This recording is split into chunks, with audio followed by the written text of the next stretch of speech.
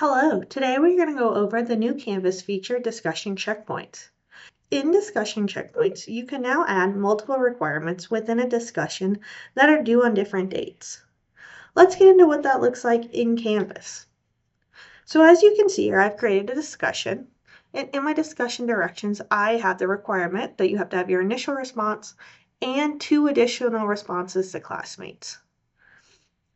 I'm going to turn checkpoints on to make this easier for myself to grade, and so that the requirements stay on the student's to-do list once all 3 parts are done. So how we turn on checkpoints is we need to go into our discussion and select Edit. We will need to go down to our options, and we need to select that this is a graded discussion. Then we need to assign graded checkpoints. This will open a new option called Checkpoint Settings. So in Checkpoint Settings, we are going to select that the initial reply to the post points first, which for my example, this one is going to be 10 points. I'm requiring 2 additional replies, and I've decided they're going to be 5 points each, so that total gives me 10. So this gives me a total points possible of 20 points. Now, to assign different due dates for these requirements, I just come down here.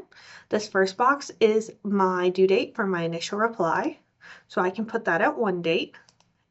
I might want to give students additional time to do their replies to other students, so I can select that additional date for those replies. And then once I have all this information in, I can go ahead and hit save. Now that we've hit save, on the student's side, this is what their to-do list will look like.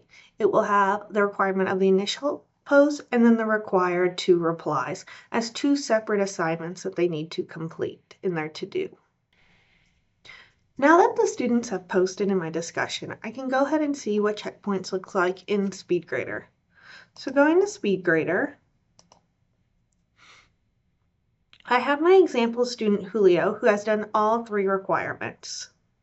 So in my grader here, you can see that I have my 10 points to the first prompt and then 10 points for my 2 required replies. And as I can see this was his initial reply, and then these are his 2 additionals.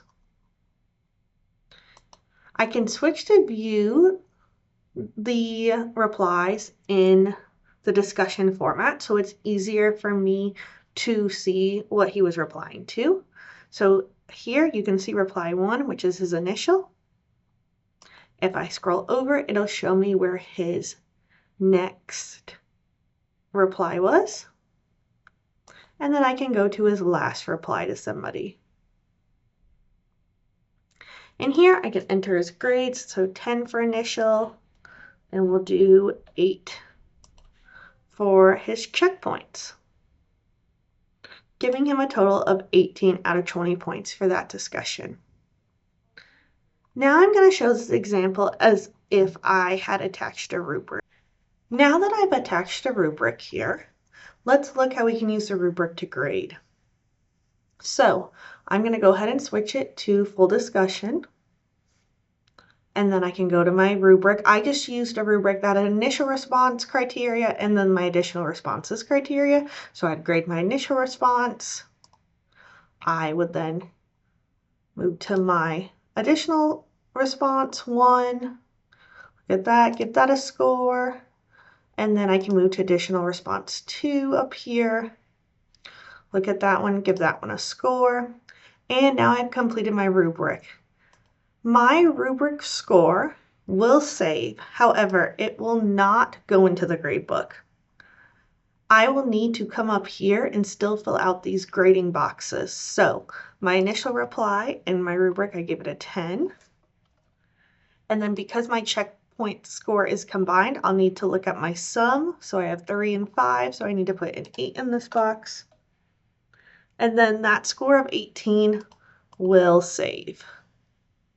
And as you can see up here, now it has a score with a grade.